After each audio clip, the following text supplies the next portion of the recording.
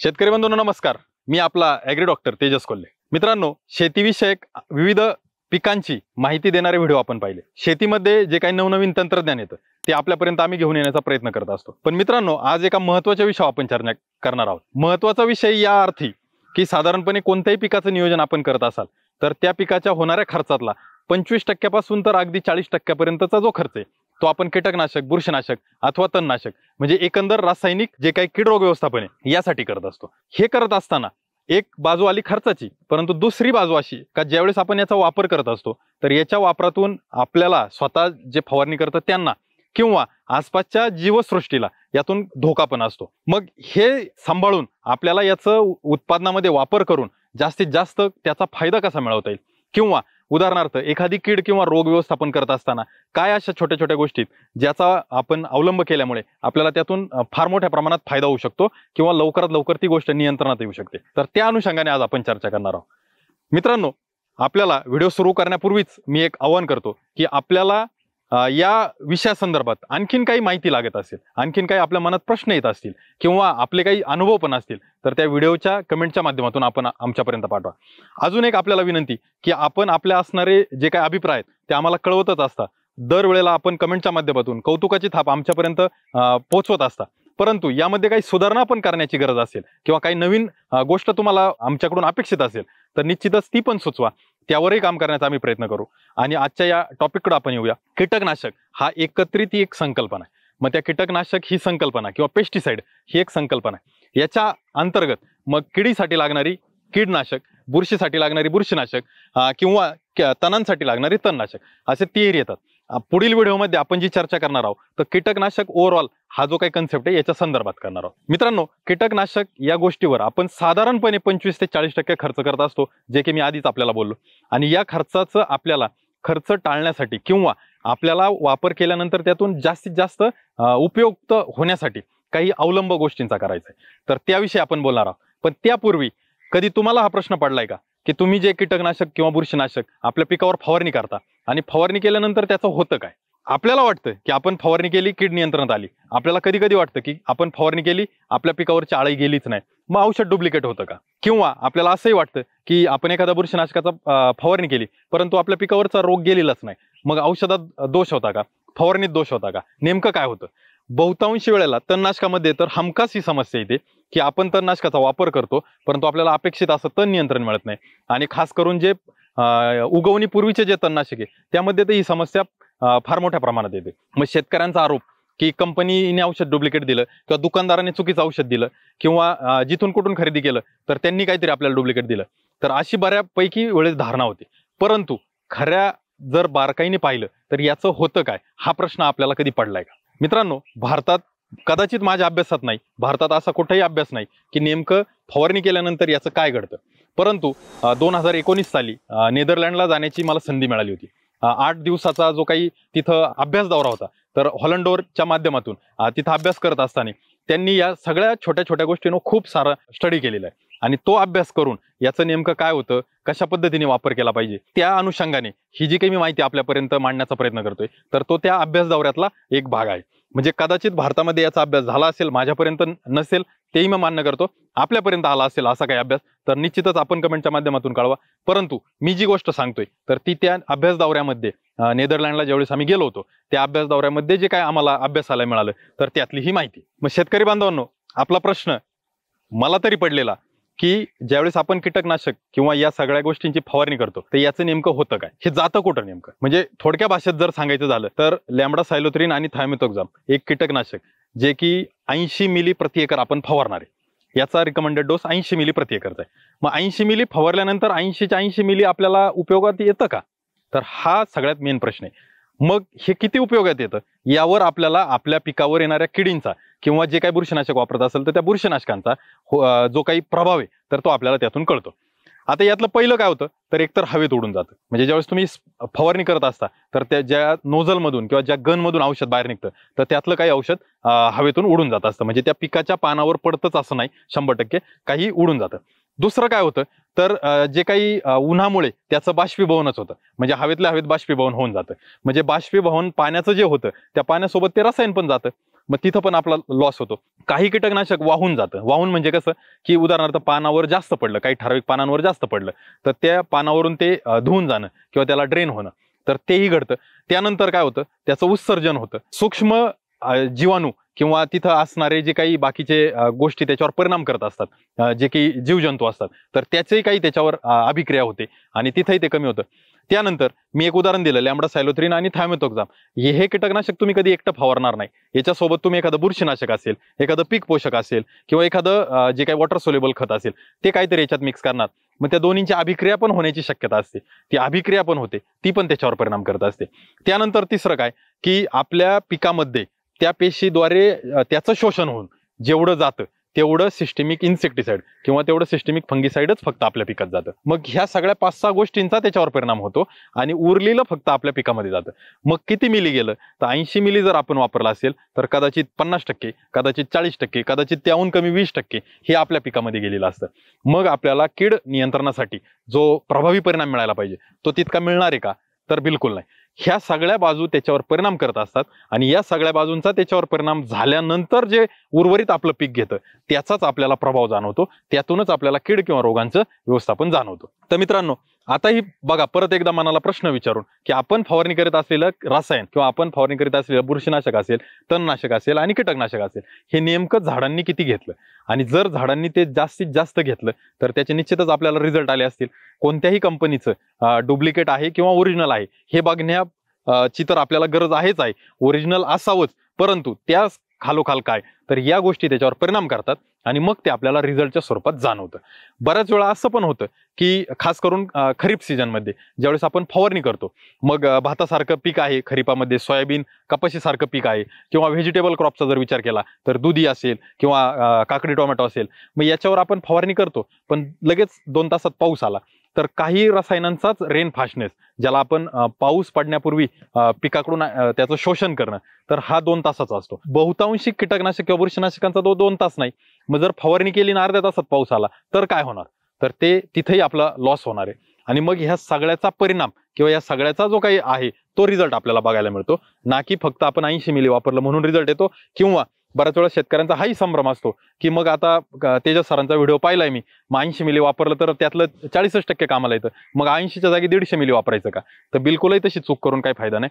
तुम्ही जे पण काय वापरता ते त्याला लागू होण्यासाठी काय घडामोडी आहेत किंवा काय परिस्थिती आहे तर ती आपल्याला समजून घेणं गरजेचं आहे, जे की आपण ह्याच व्हिडिओच्या पुढे जाऊन आपण ती समजून घेणार आहे आणि ती समजून घेतल्यानंतरच आपल्याला योग्य पद्धतीने त्याचा वापर करता येईल आणि जो वापर आपण केलाय त्याचा आपल्याला अपेक्षित परिणाम मिळेल किंवा रिझल्ट मिळेल आणि आपल्या पिकावरचं कीड असेल, रोग असेल किंवा आपल्या शेतातील तण व्यवस्थापन असेल त्यामध्ये आपण अतिशय संयुक्तिकपणे किंवा अतिशय सुयोग्य पद्धतीने नियोजन करू शकतो. आता मित्रांनो, आपल्याला अपेक्षित परिणाम मिळायचा आहे. आपण एका रसायनाचं उदाहरण घेतलं, हे उदाहरणाच्या स्वरूपात होतं. त्या रसायनाचा आपल्याला 80 मिली प्रति एकर जर डोस वापरायचा आहे, ते करत असताना मी तुम्हाला जसं बोललो की फक्त कीड असेल का तर नाही, कोणतंही पीक घ्या. अगदी कांद्याचं जरी उदाहरण घेतलं, कांदा पिकाचं कीड व्यवस्थापन करत असताना तिथं करपा रोगाची पण समस्या असू शकते. तुम्ही जर मिरची पिकात गेले तर फुलकड्यांचं व्यवस्थापन करत असताना तिथं कदाचित भुरी पण असू शकते. मग तुम्हाला एकाहून अधिक रसायन त्यामध्ये मिक्स करावं लागतात. मग ते मिक्स करत असताना काही नियम आहेत किंवा काही सूत्र आहेत, ती जर आपण पाळलं तर निश्चितच आपल्याला आपलं जे काही रसायन आपण एकत्र करतोय तर त्यावर अभिक्रिया जास्तीत जास्त होणार नाही आणि प्रत्येक रसायनाला त्याचं काम करण्याची संधी किंवा योग्य वेळ मिळेल. आता याला पेस्टिसाइड कम्पॅटेबिलिटी म्हणतात टेक्निकल भाषेमध्ये. कम्पॅटेबिलिटीचा अर्थ काय की कोणतं केमिकल कोणत्या केमिकलमध्ये सुसंगत आहे. ते जर सुसंगत असेल तर निश्चितच ते तुम्हाला परिणामकारक राहील. ते जर सुसंगत नसेल तर कदाचित आपलं पेस्टिसाइड म्हणजे ज्यावेळेस आपण द्रावण बनवतो त्याच वेळेस खराब होईल. मग खराब होण्याचं पण प्रकार वेगवेगळे आहेत. दह्यासारखं बनतं कधी कलर त्याचा व्यवस्थित येत नाही. म्हणजे उदाहरणार्थ कार्बन डायझिम मँकोझेब हे निळसर रंगाचं बुरशीनाशक आहे, पण त्यात विदाऊट कम्पॅटेबल वाला प्रॉडक्ट एखादा मिक्स केला कारण निळा रंग येण्यात सोडून काळा रंग येतो किंवा तपकिरी रंग येतो, असं काही घडू शकतं. तर ही कम्पॅटेबिलिटी सुद्धा महत्वाची आहे. ही कम्पॅटेबिलिटी आपण चेक करणं गरजेचं आहे. कम्पॅटेबिलिटी टेस्ट करण्यासाठी ज्याला आपण परत शास्त्रीय भाषेमध्ये लिटमस टेस्ट म्हणतो, की छोट्या स्वरूपात म्हणजे अगदी 1-2 लिटरमध्ये आपण पहिले एकत्र करून पाहिजे. ते जर सक्सेसफुल झालं, ते जर चांगलं एकत्र झालं, ढवळून चेक केलं तरच ते आपल्याला पूर्ण 1 लिटरचं 5 लिटरचं 10 लिटरचं जे काही प्रमाण बनवायचे ते आपल्याला बनवायचे. पण त्या 1 लिटरमध्ये आपल्याला ती टेस्ट करणं गरजेचं आहे. कॉम्पॅटेबिलिटी तपासणं हेही खूप महत्वाचं आहे. आणि कॉम्पॅटेबिलिटी चांगली टिकावी यासाठी जो काही क्रम आहे तर तो कीटकनाशक किंवा बुरशीनाशक मिक्सिंगचा जो क्रम आहे तो मी इथं सांगणार आहे. तो क्रम तुम्ही बारकाईने लक्षात घ्या. त्या क्रमाने जर तुम्ही ते मिक्स केलं तर रसायनाची अभिक्रिया होण्याची शक्यता कमी राहील, रसायनाची कम्पॅटेबिलिटी बिघडण्याची शक्यता कमी राहील आणि ते रसायन तुम्हाला परिणामकारी काम करेल. म्हणजे एका वेळेला तुम्ही एक कीटकनाशक सोबत एखादं बुरशीनाशक, एखादं पीक पोषक हे जे काही मिक्स करताय आणि हे करावं लागतं. कारण का आजच्या या युगामध्ये आपल्याला मजुरांची खूप मोठी टंचाई आहे. प्रत्येक फवारणीसाठी किंवा प्रत्येक केमिकलसाठी वेगळी फवारणी आपण करू शकत नाही. त्यानंतर पिकावर येणाऱ्या समस्याही खूप वाढल्या. म्हणजे एक जमाना होता 10 वर्षापूर्वी 15 वर्षापूर्वी आपल्याला कदाचित 2 किंवा 3 फवारणीत आपलं पिकं निघायची. आज परिस्थिती अशी का प्रत्येक आठवड्याला आपल्याला फवारणी करावी लागते. कारण का तर एकतर ते हायब्रिड आले, वातावरणाची साथ नाही आणि त्या पिकाचीच एकंदरीत इम्युनिटी कमी झाली किंवा ज्याला प्रतिकारशक्ती म्हणतो ती कमी झाली आणि आपल्याला उत्पादनाची पण स्पर्धा वाढली. या सगळ्याची सांगड घालण्यासाठी आपल्याला जे काही वारंवार फवारण्या करायला लागतात तर हे कीटकनाशक, बुरशीनाशक किंवा ज्या काही गोष्टी आपण मिक्स करतो ते याचा क्रम आपण समजून घेणं गरजेचं आहे. तो क्रम जर एकदा आपण लक्षात घेतला, त्या क्रमाने जर आपण गेलो तर कदाचित आपल्याला इथं जो काही खराब होण्याचा, द्रावण खराब होण्याचा, काही जण म्हणतात द्रावण फाटलं, काही जण म्हणतात ते फुटून गेलं, तर ती जी समस्या आहे तर ती कमीत कमी. मग मित्रांनो तो क्रम काय? तर सगळ्यात महत्वाचं, सगळ्यात पहिलं आपण काय घेणार आहे? पावडरयुक्त जे कीटकनाशक किंवा बुरशीनाशक आहेत ते घेणार आहे. पावडरमध्ये कोणते कोणते स्वरूपाचे येतात? तर WP पहिलं येतं, त्यानंतर WG येतं, त्यानंतर SP येतं आणि त्यानंतर SG येतं. मग ह्या 4 पैकी कोणत्या फॉर्म मधलं पावडर आपल्याकडे आहे तर ते पहिलं आपण पाण्यामध्ये मिक्स करणार आहे. आता पाण्यामध्ये मिक्स करण्याचा पण नियम आहे की आपल्याला साधारणपणे 1 एकरची जर फवारणी करायची तर कमीत कमी 10 लिटर पाण्यामध्ये हे आपण मिक्स केलं पाहिजे 1 एकरच्या फवारणीसाठी. जर आपल्याला त्याहून जास्त क्षेत्र आहे, समजा 2 एकर आहे, तर 20 लिटरमध्ये आपण हे मिक्स केलं पाहिजे. जर अर्धा एकर आहे तर कमीत कमी 5 लिटरमध्ये आपण हे मिक्स केलं पाहिजे. मग क्रम आपला असा आहे, WP पहिलं केलं, WG त्यानंतर केलं, SP केलं, SG केलं. हे झालं पावडर स्वरूपातले. आता पावडर स्वरूपाव्यतिरिक्त आपल्याकडे जर द्रव स्वरूपातला असेल तर द्रव मधले कोणते पहिले घ्यायचे? तर CS असेल तर CS पहिलं घ्यायचं, SC असेल तर SC घ्यायचं, त्यानंतर SL घ्यायचं, EC घ्यायचं, SE घ्यायचं किंवा ZC घ्यायचं. कोणतेही कीटकनाशक किंवा बुरशीनाशकचं जर तुम्ही बॉटल खरेदी केली तर त्यामध्ये असलेला घटक तर त्या घटकाच्या पुढे ते लिहिलेलं असतं. जे मी उदाहरण तुम्हाला थायमेथोक्झाम आणि लॅम्बडा सायलोथ्रिनचं दिलं तर त्याच्या पुढे काय लिहिलंय तर ZC लिहिले. तर ZC फॉर्म्युलेशनचं जे आहे तर ते लिक्विडमध्ये आपण सगळ्यात शेवटी मिक्स करतोय. पावडर मधलं मिक्स केल्यानंतर लिक्विड मधलं मिक्स करतोय. त्यानंतर तिसरा क्रम कसला येतो तर तिसरा क्रम येतो स्टिकर किंवा स्प्रेडर किंवा पेनिट्रेटर. मग बाजारामध्ये भरपूर सारे सिलिकॉन बेस असतील, आयोनिक, नॉन आयोनिक अनेक प्रकारचे स्टिकर किंवा स्प्रेडर येतात. तर ते स्प्रेडरचा क्रम हा तिसरा क्रम आहे. तो तिसरा क्रम आपल्याला ठेवायचा आहे. त्यानंतर पुढे काय, जर आपल्याला ओडी फॉर्म्युलेशनचं, बाजारामध्ये भरपूर सारे ओडी फॉर्म्युलेशनचे पण पेस्टिसाइड आहेत, तो ओडी फॉर्म्युलेशनचा एखादा पेस्टिसाइड असेल तर ते चौथ्या क्रमाला ठेवायचं. म्हणजे स्टिकर वापरल्यानंतरच ते आपल्याला तिथं वापरायचे. त्यानंतर सर्वात शेवटी जो क्रम आहे तो कसला आहे तर जी विद्राव्य खतं येतात, जे मायक्रोन्युट्रिएंट येतात, त्यानंतर जी काही 19-19 सारखे ग्रेड आहेत, 13-0-45 सारखे ग्रेड आहे, चिलेटेड मिक्स मायक्रोन्युट्रिएंट, हे जे पण काही विद्राव्य खतं किंवा अन्नद्रव्य आहेत हे शेवटच्या क्रमाला आपल्याला ठेवायचे. आणि अशा पद्धतीचा जर क्रम आपण तयार केला तर आपल्याला निश्चितच द्रावण फुटण्याची किंवा द्रावण खराब होण्याची जी शक्यता आहे तर ती कमीत कमी राहील. परंतु परत एकदा की आपण याची परीक्षा 1 लिटर द्रावणामध्ये पहिली करून पाहिली पाहिजे. म्हणजे 2 ग्रॅम 3 ग्रॅम प्रत्येकी किंवा 2 मिली 3 मिली प्रत्येकी त्या 1 लिटरमध्ये मिक्स करून पाहिलं पाहिजे. ते जर चांगलं व्यवस्थित मिक्स झालं तरच आपण हा निर्णय घेतला पाहिजे सगळं मिक्स करण्याचा. प्रत्येक वेळेला दुकानदाराकडून आपल्याला ही माहिती मिळेल किंवा ॲग्री डॉक्टरकडून ही डिटेल माहिती मिळेल किंवा प्रत्येक वेळेला आपला अनुभव कामी येईल असं नाही. मीही बऱ्याच वेळेला ज्यावेळेस हे सगळं काम करत असतो त्यावेळेस मलाही कधी कधी जर प्रश्न पडला तर मीही त्याची छोटीशी टेस्ट घेऊन पाहतो आणि ती टेस्ट जर बरोबर आली तरच पुढचा निर्णय घेतो. आणि 250 मिली 500 मिली किंवा 1 लिटर जे मिक्स करायचे तर त्याची रिस्क तेव्हाच घेतो जेव्हा 1 gram 2 gram 1 ml 2 ml 5 ml जेव्हा मिक्स होईल त्याच वेळेस मी तो निर्णय घेत असतो. तर अशा पद्धतीने हा क्रम राखणं हे खूप महत्वाचं आहे. हे झालं आपण वापरत असलेल्या कीटकनाशक, बुरशीनाशक, तणनाशकाच्या चांगल्या परिणामासाठीची पहिली पायरी. शेतकरी बंधूंनो, आपण ही सगळे प्रॉडक्ट मिक्स करत असतो. बऱ्याच वेळेला एक कीटकनाशक न फवारता त्यामध्ये एखादं बुरशीनाशक, कधी कधी डबल कीटकनाशक, डबल बुरशीनाशक, त्याच्यात विद्राव्य खते, ह्या सगळ्या गोष्टी मिक्स करत असतो. तर ह्या मिक्सिंगमुळे त्याच्या जी काही अभिक्रिया एक दुसऱ्यासोबत तीही चालू झालेली असते. कदाचित आपण एकटं कीटकनाशक, एकटं बुरशीनाशक फवारतो, त्याही वेळेला असं घडतं की त्याची पाण्यासोबत अभिक्रिया चालू झालेली असते आणि मग त्याचं जे काही केमिकल प्रोसेस जी स्टार्ट होते तर ती स्टार्ट झाल्यामुळे त्याची गुणवत्ता ढासळण्यास सुरुवात होते. मिक्सिंग केल्यापासून ती गुणवत्ता ढासळते. परंतु नेदरलँडच्या स्टडीमध्ये असं आढळलंय की साधारणपणे 10 तासानंतर त्याची 50% जी काही कार्यक्षमता आहे ती संपलेली. म्हणजे प्रत्येक 10 तासाला 50, पहिले 10 तासाला 50% संपली, दुसऱ्या 10 तासाला उरलेल्या 25% संपली, त्यानंतर पुढच्या 10 तासाला 12.5.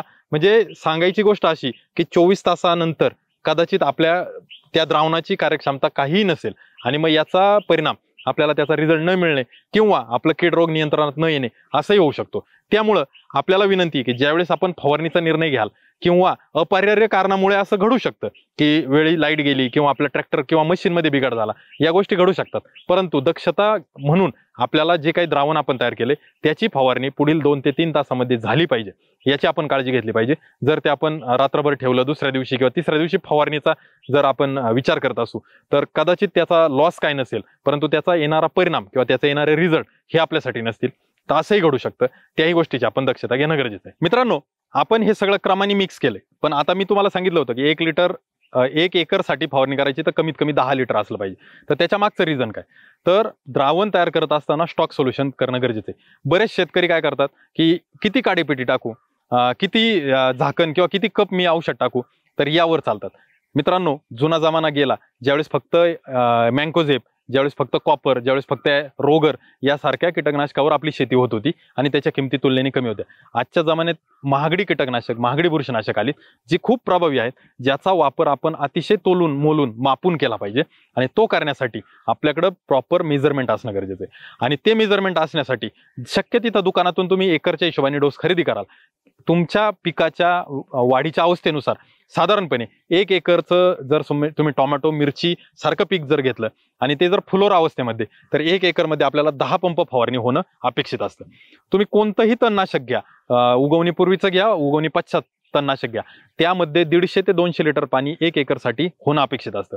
पीक तुमचं छोटं म्हणजे लागवडीनंतर साधारण 15 दिवसांनी 1 महिन्यानी, त्यावेळेस तुमच्या 1 एकरमध्ये 5 पंप प्रति एकर म्हणजे साधारणपणे 100 लिटर पर्यंत पाणी जात असतं. तर मित्रांनो, तो एक ढोबळ हिशोब ठेवून आपल्याला स्टॉक सोल्युशन बनवणं गरजेचं आहे. स्टॉक सोल्युशनचा अर्थ काय की सगळे कीटकनाशक, बुरशीनाशक आपण मोजू शकत नाही, तर आपल्याला त्या हिशोबाने 5 पंपाचं किंवा 10 पंपाचं जे काय आणलंय, तर आपल्याला जितक्या पंपाचं औषध बनवतो तितकं लिटर पाणी तिथं घेणं गरजेचं आहे. त्या पाण्यामध्ये हे सगळे कीटकनाशक, बुरशीनाशक चांगले ढवळून घेणं गरजेचं आहे.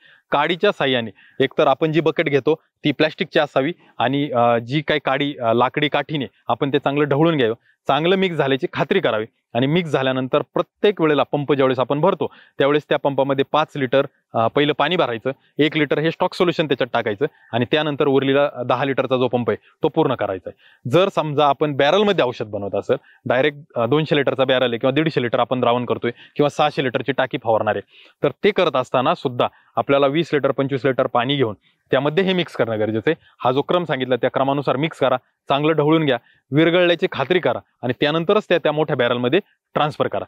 याचा परिणाम काय होतो, बऱ्याच वेळेला तुम्ही जर कधी कधी तुम्हालाही अनुभव आला असेल की फवारणी करत असताना सुरुवातीच्या 1-2 सऱ्यांना स्कॉर्चिंग येतं, सुरुवातीच्या काही पानांवर, पिकावर जळाल्याची समस्या येते आणि कधी कधी असं होतं की प्लॉटच्या शेवटी जो शेवटचा पंप वगैरे आपण फवारणार असतो त्यावेळेस फवारणी करत असताना तिथं आपल्याला रिझल्ट कमी जाणवतात. ही समस्या तुम्हाला निश्चित भेडसावली असेल. त्याचं कारण काय, तर हे द्रावण तळाकडे राहू शकतं, हे द्रावण चांगलं मिक्स होऊ शकत नाही. काही याच्यातले कीटकनाशक, बुरशीनाशक जर चांगले मिक्स झाले नाही, खास करून पावडर युक्त, तर त्यावेळेस तुम्हाला ही समस्या येऊ शकते.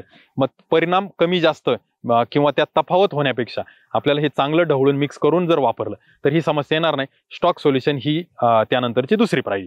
पहिला आपण क्रम चांगला निवडला, त्यानंतर स्टॉक सोल्युशन बनवलं. आता मित्रांनो, अजून एक गोष्ट की ज्यावेळेस तुम्ही कीटकनाशक, बुरशीनाशक फवारणी करत असता तर याचा पीएच बघणंही खूप गरजेचं असतं. बऱ्याच वेळा आपल्या पाण्याचा पीएच आपल्याला माहित असतो, जर माहित नसेल तर आपण आपल्या पाणी परीक्षण करून, माती पाणी परीक्षण करतो त्यावेळेस पीएच त्याचा ओळखू शकतो. तो पीएच काय तर तो आपल्याला माहित असला पाहिजे. साधारणपणे 7.5 पीएचच्या आसपासची जे काही कीटकनाशक, बुरशीनाशक आहे ते फवारणीसाठी आपण वापरत असतो. पण मित्रांनो, याला नियम काही कीटकनाशक, बुरशीनाशकांच्या बाबतीत वेगळा आहे. उदाहरण जर द्यायचं झालं तर ज्यावेळेस तुम्हाला भुरी नियंत्रण करायचं असतं त्यावेळेस आपल्या द्रावणाचा पीएच हा जास्तीत जास्त असला पाहिजे, त्यावेळेस भुरीचं नियंत्रण आपल्याला चांगलं होतं. मग भुरी नियंत्रणासाठी तुम्ही सल्फर वापरताय, भुरी नियंत्रणासाठी तुम्ही कार्बनडेझिम वापरताय, भुरी नियंत्रणासाठी तुम्ही इतर काही डायफेनकॉनिझॉल असेल किंवा टेट्राकॉनिझॉल असेल यासारखे बुरशीनाशक वापरताय, तर त्याचा पीएच थोडासा म्हणजे साधारणपणे 8-8.5चा जर असेल तर आपल्याला रिझल्ट चांगला आहे. डाउनी मिल्ड्यूचं जर नियंत्रण मिळवायचं आपल्याला तर आपल्या द्रावणाचा पीएच कमी असला पाहिजे. मग पीएच कमी असणं नाही म्हणजे काय, तर साधारण 5-5.5-6चा जर पीएच असेल तर डाउनी मिल्ड्यूसाठीचे काम करणारे जे काही गोष्टी आहेत म्हणजे मँकोझेब त्याच्यात येईल, कॉपर बेस फंगीसाईड येतील, तर त्याचं तुम्हाला प्रभाव चांगला मिळेल. मित्रांनो, या व्यतिरिक्त ज्यावेळेस तुम्ही तणनाशक वापरत असता त्याही वेळेस आपल्याला पीएच बघणं गरजेचं आहे. बरेचसे शेतकरी ही गोष्ट अवलंबतात की तणनाशक किंवा काही महत्त्वाची फवारणी असेल तर प्रत्येक पंपामध्ये लिंबू पिळतात. कमेंटच्या माध्यमातून आपणही सांगा की आपण असं लिंबू पिळण्याचा प्रयोग करतो का आणि याचा आपल्याला निश्चितच फायदा होत असेल तर आपल्याला त्याचा फायदा जाणवलाय का हेही कमेंटच्या माध्यमातून सांगा. लिंबू पिळल्यामुळे आपल्या द्रावणाचा पीएच नियंत्रणात राहतो, पाण्याचा पीएच कमी होण्यास मदत होते आणि तो कमी झालेला पीएच आपल्याला फवारणीसाठी योग्य ठरू शकतो. मित्रांनो, पीएच नंतर दुसरं यावर ईसी सुद्धा परिणाम करतो. ईसी म्हणजे काय? इलेक्ट्रिक कंडक्टिव्हिटी, जी पण आपल्याला पाणी परीक्षणातून कळते. आता साधारणपणे तुम्ही कोणतंही विद्राव्य खत, कोणतंही न्यूट्रिएंट त्यामध्ये मिक्स करता, म्हणजे उदाहरण घ्यायचं झालं तर तुम्ही 19-19 मिक्स कराल किंवा 052-34 मिक्स कराल किंवा एखादं चिलेटेड मायक्रोन्यूट्रिएंट मिक्स कराल, तर 1 ग्रॅम ज्यावेळेस खत तुम्ही मिक्स कराल तर ते 1 ग्रॅम खत 1 लिटर पाण्यामध्ये गेल्यानंतर साधारण 1 ईसी त्याचा वाढतो. पिकाची द्रावण शोषून घेण्याची जी काही क्षमता आहे तर ती 2 ते 2.5 ईसी एवढीच आहे. म्हणजे तुम्ही जर समजा हे सगळे कीटकनाशक, बुरशीनाशक चांगले भारीतले आणले, महागडे औषधं वापरली, परंतु तुमच्या पाण्याचा ईसी 2.5 पेक्षा पुढे गेला तर तुमच्या पिकातून त्या द्रावणाचं शोषण केलं जाणार नाही. त्या पानांना ते सहनच होणार नाही शोषण करणं. मग ते शोषण जर त्यांना सहन नाही झालं तर त्या केलेल्या खर्चाचा उपयोग काय? त्यासाठी आपल्याला ईसी सुद्धा नियंत्रणात ठेवणं गरजेचं आहे. 2 ईसीच्या पुढचा ईसी शक्यतो तरी आपण टाळावा. तो जर ईसी 2च्या आत असेल, पीएच साधारण 6.5 ते 7.5च्या मध्ये असेल तर आपल्याला त्याचा रिझल्ट चांगला येईल. तर ही एक गोष्ट आपल्याला लक्षात घ्यायची. मित्रांनो, त्यानंतरची पुढची पायरी काय? तर कीटकनाशक, बुरशीनाशक फवारण्यासाठी बराच वेळा बघा आपण जे पाठीवरचा पंप खरेदी करतो, म्हणजे अगदी ॲग्रोस्टारचा ग्लॅडिएटर सारखा पंप आहे, तर तुम्हाला नोझलचं किट मिळतं आणि कदाचित आपल्याला फोनवर किंवा ॲपवर किंवा आपल्या युट्यूबवर पण आपण सांगतो की पंपासोबत नोझलचं किट मिळेल. मग हे किट का द्यायचं? तर ही फक्त एक ऑफर म्हणून द्यायचं नाही, ही एक फॉर्मॅलिटी म्हणून द्यायचं नाही. तर ह्या नोझलच्या किटचा काय उपयोग आहे? तर त्या नोझलच्या किटमध्ये कधी आपल्याला 4 होलवाला, कधी 6 होलवाला, कधी फ्लॅट पॅन नोझल, कधी फ्लड जेट नोझल, असे वेगवेगळ्या पद्धतीचे नोझल पाहायला मिळतात. यांचा उपयोग आपल्याला वेगवेगळ्या कारणासाठी करायचा असतो. उदाहरणच जर घ्यायचं झालं तर ज्यावेळेस तुम्ही कीटकनाशक फवारणार असता त्यावेळेस सगळ्यात कमी आणि सगळ्यात छोटा दवबिंदू असणारा नोझल वापरायचा असतो कीटकनाशकाच्या बाबतीत. जेव्हा तुम्ही बुरशीनाशक फवारणार असता त्यावेळेस साधारण मध्यम दवबिंदू पडेल अशा पद्धतीचा नोझल निवडायचा असतो. म्हणजे जर 6-8 होलचा नोझल कीटकनाशकाला वापरला तर 4 होलचा नोझल तुम्हाला बुरशीनाशकाला वापरायचा आहे. त्यानंतर जर तुम्ही तणनाशक वापरत असाल तर त्याचा दवबिंदू खूप मोठा असला पाहिजे. तो दवबिंदू मोठा असण्यासाठी तुम्हाला फ्लॅट पॅन किंवा फ्लडजेट नोझल वापरला पाहिजे. अशा पद्धतीचे वेगवेगळे नोझल आपल्याला वेगवेगळ्या कारणासाठी वापरावे लागतात. मग आता तुम्ही म्हणाल की कीटकनाशक, बुरशीनाशक आम्ही एकत्र करतोय, मग आम्ही 4 होलचा नोझल वापरू की 6 होलचा? तर त्यावेळेस तुम्ही तुमचा नियोजन काय, कीटकनाशक महागडे की बुरशीनाशक, ज्यावर तुम्ही जास्त खर्च केलाय त्यानुसार तुम्ही तो नोझल सिलेक्ट करा आणि त्या नोझलने जर फवारणी केली तर तुम्हाला चांगलं कव्हरेज मिळेल आणि तुम्हाला त्याचा परिणाम पण चांगला मिळेल. जे आपण आधी पाहिलं होतं त्याचं बाष्पीभवन होणं, हवेत जाणं, या गोष्टी टाळण्यासाठी याही बाबीचा महत्त्वाचा रोल आहे आणि यावर जर आपण फोकस दिला तर निश्चितच आपल्याला कीड रोग व्यवस्थापनामध्ये हातखंडा मिळेल आणि आपण योग्य रीतीने, योग्य कालावधीमध्ये, योग्य खर्चामध्ये आपण त्याचं बंदोबस्त करू शकतो. तर मित्रांनो, हे ECPH झालं, नोझलचा परिणाम झाला. त्यानंतर काय? तर मला वाटतं सगळ्यात महत्त्वाचं वापराची वेळ, ज्याविषयी आम्ही वारंवार सांगत असतो किंवा मी भरपूर साऱ्या शेतकऱ्यांशी ज्यावेळेस चर्चा करत असतो त्यावेळेस शेतकऱ्यांना मी विनंती करतो की तुम्ही किती महागडं वापरलं, कोणतं वापरलं याला महत्त्व नाहीये, त्याला महत्त्व नंतर आहे. पहिलं तुम्ही कधी वापरलं आणि कसं वापरलं याला महत्त्व आहे. म्हणजे काय? फक्त आणि फक्त चांगलं, भारीतलं, महागडं कीटकनाशक, बुरशीनाशक निवडलं म्हणून आपलं कीड रोग नियंत्रणात येणार आहे का? तर माझ्या अर्थी त्याला काही महत्त्व नाही. जेव्हा आपण योग्य वेळी वापरू, म्हणजे उदाहरणच द्यायचं झालं तर कीड रोग येण्यापूर्वी काम करतात तर ते सिस्टेमिक इन्सेक्टिसाइड, सिस्टेमिक फंगिसाइड असतात. म्हणजे कीड रोग नसताना प्रतिबंधात्मक वापरायचे तर आपल्याला सिस्टेमिक वापरलं पाहिजे. कीड रोग आल्यानंतर वापरायचे तर आपल्याला कॉन्टॅक्ट मधलं वापरलं पाहिजे. ज्यावेळेस आपल्याला एकदम कमी प्रमाणात कीड किंवा रोग आहे त्यावेळेस आपल्याला ब्रॉड स्पेक्ट्रम म्हणजे सिस्टेमिक प्लस कॉन्टॅक्टचं एकत्र मिक्सचर येतं, तसं वापरलं पाहिजे. मग हा निर्णय आपल्याला घेता आला पाहिजे आणि याचा जर आपण निर्णय योग्य कीटकनाशक, बुरशीनाशकाचा जर घेतला तर आपल्याला रिझल्ट यायला काहीच हरकत नाही. वारंवार मी त्याच गोष्टी सांगतोय की फक्त डुप्लिकेट प्रॉडक्ट होता म्हणून रिझल्ट आला का? तर असं नाही. आपली वापरायची वेळ महत्त्वाची, वापरायची पद्धत महत्त्वाची. वापरायची वेळ म्हणजे कोणत्या वेळेला वापरतोय ते आणि कोणत्या स्टेजला वापरतोय ते. आता वापराच्या पद्धतमध्ये आपण नोझल बद्दल बोललो, नोझल हा एक भाग झाला. फवारणीची पद्धत तीही महत्त्वाची. म्हणजे उदाहरणच द्यायचं झालं तर टोमॅटो सारखं पीक ज्यावेळेस बांधणी केलेली असते, फळाच्या स्टेजला असतं, त्यावेळेस शेंड्याकडे फवारणी करण्याचा आपला कल असतो, पण खालच्या पानांना पण बुरशीची समस्या जास्त येणार आहे. कीड भले नवीन पानावर येईल पण जो करपासारखा रोग आहे तर तो खालच्या पानावर येण्याची समस्या जास्त आहे. मिरचीचं जर उदाहरण घेतलं, मिरची पक्वतेच्या अवस्थेमध्ये आपण शेंड्याकडे फवारणी करणार परंतु भुरीसारखा रोगाची जी समस्या आहे तर ती पानाच्या खालच्या पानांच्या बाजूला येणार आहे. मग त्यावेळेस आपण तिथं कव्हरेज घेणार का? तर तेही आपण बघितलं पाहिजे. अशा पद्धतीने आपण जर कव्हरेज मिळवलं तर ही झाली वापराची पद्धत. नोझल चांगला निवडला, चांगली वापराची पद्धत निवडली, तर मग आता तुम्हाला वापरायचं कधी. मागे आपण एका व्हिडिओमध्ये बोललो होतो की जर सिस्टमिक कीटकनाशक, सिस्टमिक बुरशीनाशक वापरताय तर ते तुम्हाला शक्यतो सकाळी वापरायचे. कारण का, दिवसभर जे पिकाची अन्न निर्मितीची जी प्रक्रिया आहे त्यामधून पानांद्वारे त्याचं शोषण जे होणार आहे ते दिवसभर होणार आहे आणि तुम्हाला त्याचा रिझल्ट मिळणार आहे. जर ढगाळ वातावरण असेल किंवा सायंकाळची वेळ असेल तर तुम्ही सिस्टमिक न वापरता कॉन्टॅक्ट किंवा ब्रॉड स्पेक्ट्रम याकडे गेलं पाहिजे. सिस्टमिक म्हणजे काय, ते पिकाच्या पेशीमधून पिकामध्ये प्रवेश करणार आणि त्यानंतर त्या बुरशीवर किंवा त्या किडीवर ते रिॲक्ट करायला चालू करणार. कॉन्टॅक्ट म्हणजे काय, ते त्या किडीच्या किंवा बुरशीच्या सानिध्यात येणार आणि मगच ते रिॲक्ट करायला चालू होणार.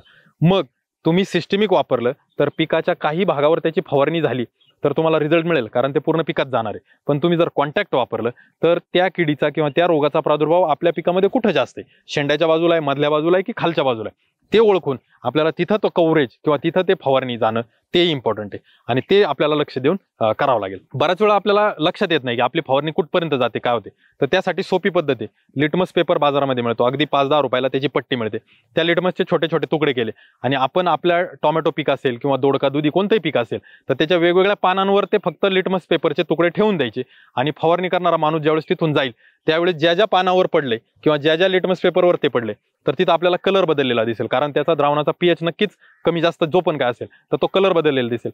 मग आपल्याला ओळखता येईल की आपण फवारणी करत असलेला किंवा मजूर आपला किती एरिया कव्हर करतोय. कपाशीसारखं पीक जरी घेतलं तरी पण वेगवेगळ्या भागावर आपण जर हा लिटमस पेपर ठेवला तर आपल्या लक्षात येईल. ह्या छोट्या छोट्या गोष्टी आहेत मित्रांनो, पण ह्या सांगण्याचा उद्देश काय की तुम्ही जे काय खर्च करता, एक कीटकनाशक बुरशीनाशक एक फवारणी करता, साधारणपणे 1000 रुपयापासून तर 3000 रुपयापर्यंत तुम्ही त्यावर खर्च करता.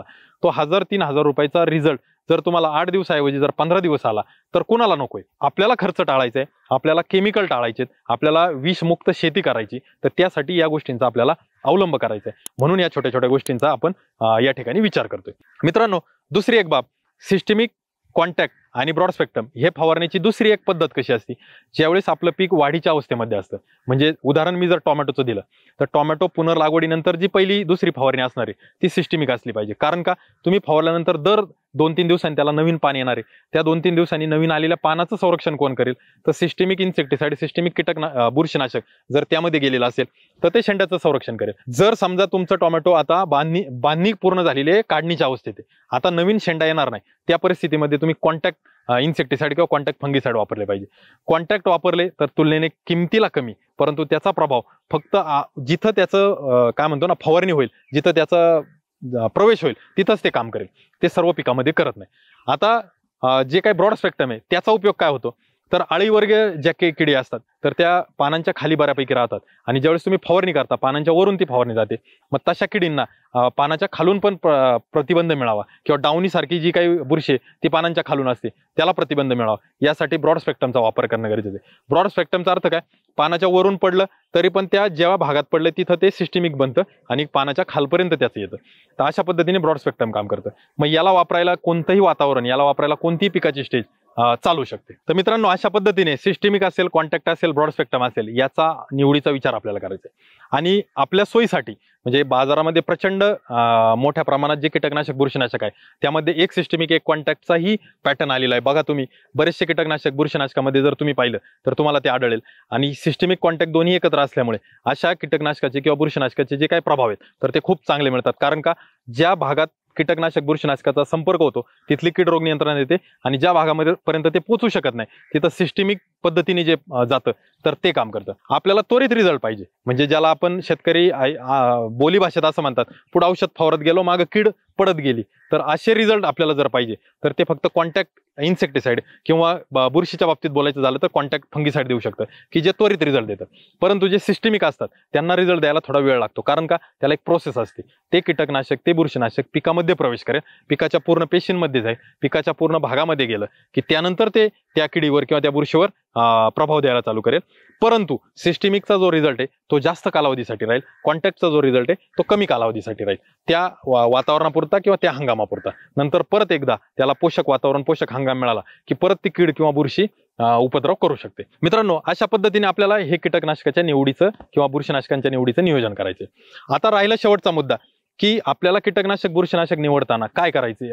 काय गोष्टीचा विचार करायचा आहे, तर विषमुक्त शेती या उद्देशाने आपल्याला त्या कीटकनाशक बुरशीनाशकाचे काढणीपूर्वीचा कालावधी काय, तर त्या कीटकनाशक बुरशीनाशकासोबत जे काही वेगवेगळ्या भाषांमध्ये जे काही लेटर येतं तर ते आपण वाचणं गरजेचं आहे. त्यामध्ये हिंदी भाषा कमीत कमी आपल्याला वाचण्यासाठी असते, त्यातून आपण वाचू शकतो की उदाहरणार्थ ह्या कीटकनाशकाचा भेंडी पिकावर किती कालावधी, टोमॅटोवर किती कालावधी. तो कालावधी जर 15 दिवस त्यांनी नमूद केला असेल तर त्यांनी सांगितलेल्या प्रमाणामध्ये आपण वापरलं तर फवारणीनंतर 16व्या दिवसापर्यंत आपण त्याची तोडणी करायची नाही, तरच तर आपलं जे पीक आहे तर ते विषमुक्त राहू शकतं. आणि विषमुक्त शेती किंवा विषमुक्त पीक उत्पादन जर आपण केलं तर निश्चितच आपल्या जे काही देशवासी आहेत तर त्यांना आपण दर्जेदार असं अन्न देऊ शकतो. आणि ज्या काही समस्या आता यायला लागल्यात, लोकांची इम्युनिटी कमी झाली, विविध रोगांचा प्रादुर्भाव वाढलाय किंवा कॅन्सरचं प्रमाण वाढले, तर या गोष्टींपासून आपण त्यांना दूर ठेवू शकतो. तर त्यासाठी आपली एक भूमिका बनते किंवा आपली एक जबाबदारी बनते की आपण तेही अभ्यास केला पाहिजे. आता पहिल्यासारखं राहिलं नाही की त्यावेळेस नॉलेज कमी होतं किंवा आपल्याला माहितीचं जी साधनं होती ती खूप मर्यादित होती, मग त्यावेळेस शेतकरी जाऊन ह्या सगळ्या गोष्टी पाहत नव्हते. पण आजच्या जमान्यामध्ये आपल्याला इतके सारे साधनं आहेत माहिती मिळवण्याची, तर ती माहिती मिळवा आणि त्यानंतरच कीटकनाशक बुरशीनाशकाची फवारणी करा. काढणीपूर्वी कालावधीचा अभ्यास आपण जरूर करा, त्याला PHI म्हणतात, प्री हार्वेस्ट इंटरव्हल. त्यानंतर मित्रांनो, कोणतंही कीटकनाशक बुरशीनाशक वापरताना सांगितलेल्या डोसपेक्षा तुम्ही कमी वापरा किंवा जास्त वापरा, याचा तुम्हाला पाहिजे तसा परिणाम जाणवणार नाही. योग्य डोसने वापरलं तरच तुम्हाला त्याचा प्रभाव चांगला जाणवेल. म्हणजे जे आपण सुरुवातीला उदाहरण घेतलं होतं थायमेथोक्झाम आणि लॅम्ब्डासायलोथ्रिन, 80 मिली प्रति एकर याचा डोस आहे. मग माझ्याकडे कीड जास्त आहे म्हणून मी 80च्या जागी 120 केलं, किंवा मला दिसतंय की आता पावसाचं वातावरण आहे म्हणून 120च्या जागी 150 केलं, तर असं करून काही फायदा होणार नाही. त्या कीटकनाशकाचा जो काही काम करण्याची किंवा त्या पिकामध्ये जाण्याचं जेवढं प्रमाण आहे त्याच्यावर तुम्ही लक्ष द्या. स्टॉक सोल्युशन चांगलं बनवा, व्यवस्थित जर त्याचा वापर केला तर तुम्हाला रिझल्ट चांगलेच मिळणार आहे. आता वातावरणामुळे किंवा काय म्हणतो ना कीड रोगाच्या अतिरिक्त प्रादुर्भावामुळे जर आपल्याला कदाचित रिझल्ट लिमिटेड मिळाले तर आपल्याला दुसरी फवारणी बदलून किंवा वेगळ्या ग्रुपमधल्या कीटकनाशक बुरशीनाशकाची घ्यावी लागेल. तर ती म्हणजे त्याला काही दुसरा पर्यायच नाही, तर ते आपल्याला करावंच लागेल. परंतु याचं प्रमाण वाढून जर आपण अपेक्षा ठेवली की मला रिझल्ट जास्त मिळतील तर तसं होणार नाही.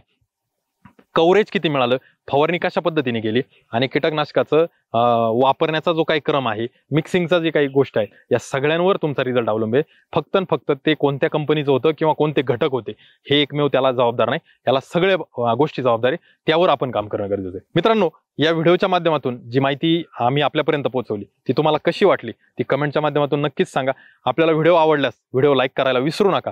आणि मित्रांनो, हा व्हिडिओ आपले इतर जे शेतकरी बांधव आहेत त्या शेतकरी बांधवांनाही जरूर शेअर करा, जेणेकरून या व्हिडिओतील माहिती किंवा आपण जे काही विविध गोष्टींवर प्रकाशझोत टाकत असतो तो सर्वांपर्यंत पोहोचेल. मित्रांनो, ॲग्रोस्टारच्या चॅनलला जर अजूनही सबस्क्राईब केलं नसेल तर सबस्क्राईब करा. फेसबुक असेल, इंस्टाग्राम असेल, तुम्ही कुठूनही हा व्हिडिओ पाहत असाल तर तिथं लाईक करायला, सबस्क्राईब करायला अजिबातही विसरू नका. धन्यवाद.